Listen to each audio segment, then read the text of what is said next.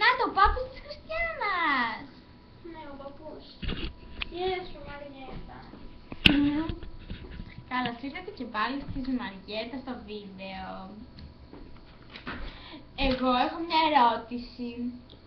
Ποιος μπορεί να μου πει πώς κατεβάζουμε τραγούδια σε CD? Όποιος μου πει θα κερδίσει ένα κινητό,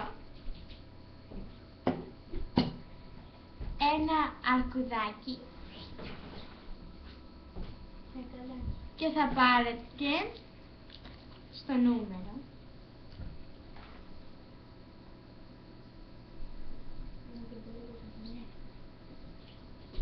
Όχι, να το γράψω ανάποδα γιατί στον υπολογιστή θα φαίνεται. Ήρθε.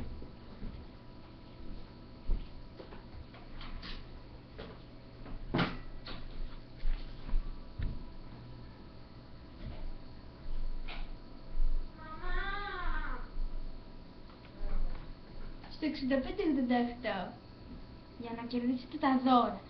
Από κάτω στα σχόλια θα μου γράψετε πώς αυτό, γιατί το έχω ανάγκη, γιατί αύριο είναι τα γενέθλιά μου και θέλω να μάθω πώς κατεβάζουμε τραγούδια. Το έχω ανάγκη. Πάλι πολύ. Ευχαριστώ. Γεια.